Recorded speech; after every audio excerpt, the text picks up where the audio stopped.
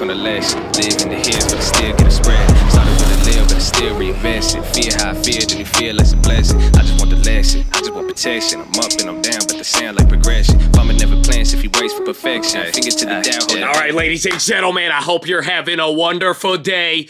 Today was pretty crazy. We're going to talk about the minutes. We're going to talk about what Powell said and now what this means and the next catalyst we're going to have. But today started off crazy. So we gapped down. Market was down. There was bad China news. They were saying it's not looking good. People were a little worried because of retail sales. Remember, you had Best Buy and a couple of others, even Nordstrom's. They opened down, but literally right at the open, we started rocketing up. Best Buy, they got a downgrade and literally stock went from -5 to +10%. Nordstrom's down 2 to +10%. Even Dick's Sporting Goods, they guided down and we went up. So we had a pretty exciting morning. It did not seem like that was going to happen. And even then, look at the multiple day chart. We had a lot of trouble getting past this 397 level. And then we got the minutes and things went crazy.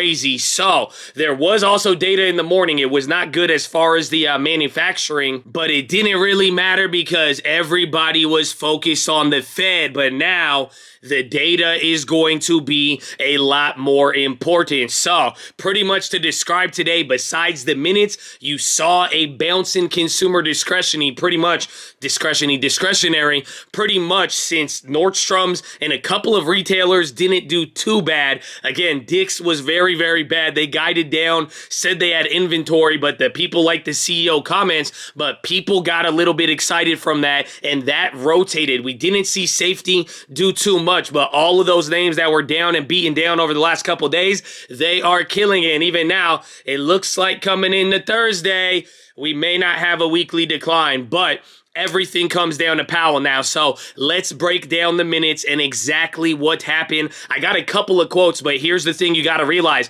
Why was it bullish? Why could you take anything today positive? Because we got a hint that Powell may eventually pause. So here's a quote from it. They're saying there were hints of a possible pause and that a expedited tightening would leave the Fed well positioned later this year to assess the effects of policy firming, blah, blah, blah. But that comes from this quote, which was in the minutes, and they were saying, hey, we're going to do these 50 basis points next couple of meetings. Everybody's saying we're going to go fast so that later we can judge what's going to happen. And remember, Bostic and a couple of other people, they brought up this September pausing, and this is important because it will relate to the data, but I wasn't the only one who got this impression. All across Wall Street now, people are saying this might give us info on a possible pausing, meaning Powell might let the carnage continue for a little bit, but eventually they are going to step in, and that just means not tightening further. But why is that important? Because after they stop, the next step would probably be to cut again instead of raising again. So that was one of the big deals. That was positive, and now the real question is going to be, does that hold up? And I got something to show you, but then there was also another comment in the minutes where the Fed and all the participants were agreeing that the valuations of many assets remain elevated. That's not good, because when the Fed made this statement, that was May 3rd, May 4th, the SPY was at 415, 420. So I'll tell you now, keep that price in mind, because that may end up being a resistance to a degree or until we get more data. But this didn't really go over too well, but eventually we were able to brush it off. They did bring up the mortgage-backed securities and tapering. That was new. They didn't announce any more plans, but it did seem like now more and more people on the Fed are getting on board, and that will probably be the next step after we start tapering and then go through the next 3 months of the balance sheet reduction. But there was that, and then they also said that there is risks related to the balance sheet reduction. Several participants noted the potential for unanticipated effects on financial market conditions. And why this is important, because they're starting the balance sheet reduction pretty much in a couple of days, and last time this happened, that is when we got back to 2018. Did my voice just crack there? I couldn't touch. It's hard. It's hard out here. I'm too hype, baby. But that's pretty much the gist of it. There was a couple of things, but those things that I just brought up, those are the things that move the market and that are definitely going to be coming up here over the next couple of days and weeks. And now the data is important, but now let's talk about the effect on the market. You could see on the daily chart, we started going crazy. We had a little bit of trouble. Again, that 397 is a weird place to be at. We finally broke it. We did not go up to 400. We've been talking. If you break 397, we got to get to 400. 400 has been a key level over the last couple of days. So we'll see. It eventually came down, but now compare the reactions right here. Again, you know the reasons why people could have been bullish, but it actually ended up being pretty positive. People were getting excited, and remember, everything we talked about bonds yesterday, you really did see it materialize today. Even the bonds kept going up, and even watch junk, JNK, and HYG, and even today there was a 5-year auction. First time it actually went down, meaning there was demand, I think since March or like December of like last year. It's pretty wild, but here's how we performed in the first hour, and this is what I want to show you, which makes me a little weird. I did grab a SQQ call. I was a little weirded out by this, but you could see within the first hour after the release, today was the one in orange, and then that one in red was February, and just keep that one in mind. But literally after the first hour, the S&P was already up 0.8. So almost 1%, and that's feeling good. But now let's look at the next chart. You don't see today on here. This is going to fill out in tomorrow, but you see that red line, that is February. February ended up dropping the next day around 1.5%. So why is that important? Let's go back to the other chart.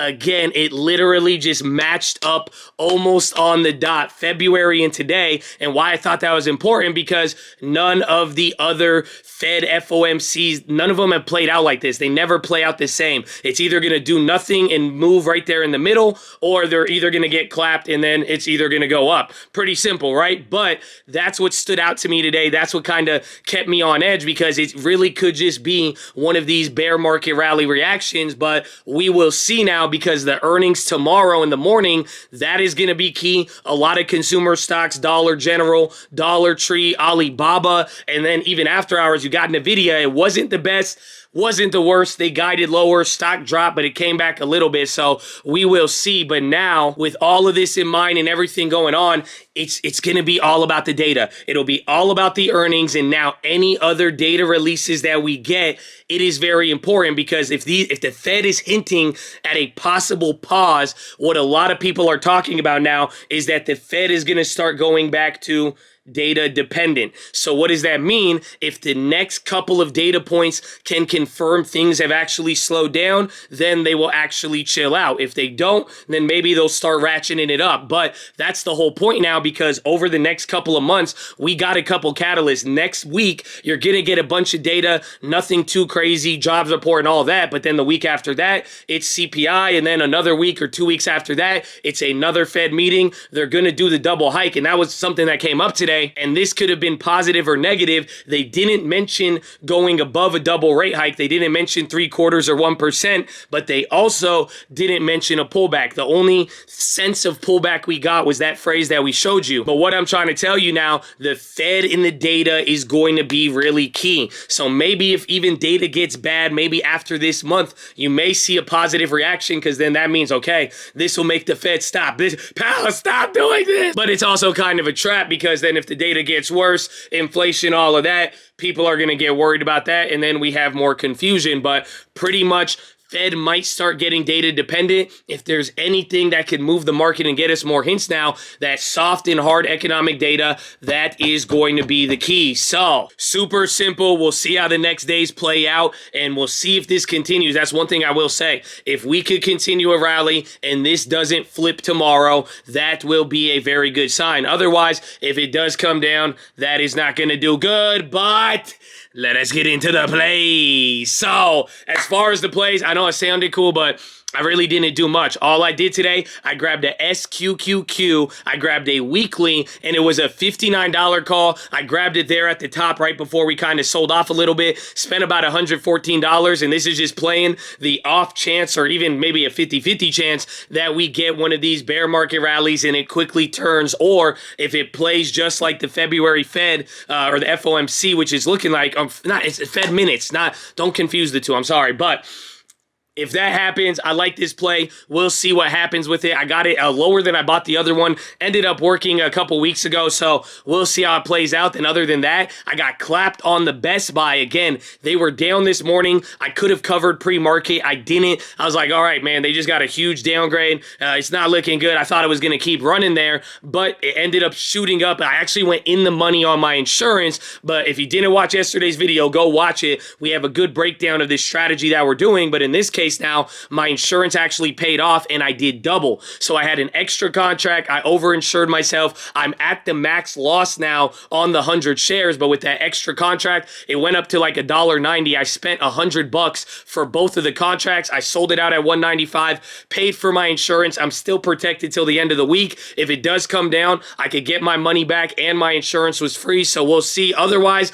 I either will have to take the loss on Friday or get more insurance unless I'm willing to let it ride naked. So that was the only other play that we made today. Still holding the Costco. It kind of balanced out a little bit. Nothing too crazy. The DHI, that went against us. But again, I also got extra insurance and I actually went a little bit bigger since it was cheap and I was able to make $200 on that. But then I lost $300 on the short. Again, that one didn't move too much. The risk was a little bit lower, but only ended up going down $118. So nothing too crazy. We'll see what happens with the Costco one, but still riding out all those plays. And then as far as tomorrow, just going to be riding whatever we get, seeing the momentum. There is two things that I like about tomorrow or that I'll be watching. Bank stocks, they came up big today. Again, they were kind of a sleeper, but after the minutes, they started moving alongside tech and almost ended up at the same pace. So I really like that. Gonna watch, see if we get follow through on that. And then the other one, VMware, I'm holding those shares. I'm only down like $100 on it. Remember, I was down a lot more. I did that like fat finger or bad fill on the news, but we should get more updates on it there tomorrow. There was an update that they do have a go shop provision, so maybe there's somebody with another 40, 50, 60, 70 billion dollar bid. Who knows? But that could end up being good. We'll watch what happens. Just going to be riding those out and then riding the rest of the plays that we have and waiting for the earnings and possibly reacting to those earnings tomorrow. Again, data will be key. You got big consumer staple stocks tomorrow. So we will see what happens, but that is your watch list, ladies and gentlemen. Make sure hydrate healthy, ready to go. Make sure post your watch list. Make sure we see you there in the morning. I need the armor on. I need the helmet shining. I need you to remember, baby, this is the time. This is the time for discipline, positivity. You gotta do it now. It is required of you, or at least we're begging. Everybody's invited to the party. Let's go, baby. But Chad, I love you. God bless you. Let's see how this week does. Maybe we get some relief, but either way, we gonna be in the game and you gonna be hydrated and rested. And look at what's up, small hand. Come at me, babe. I love it. I'm your friend, bro. I'm your friend. Relax. I love you.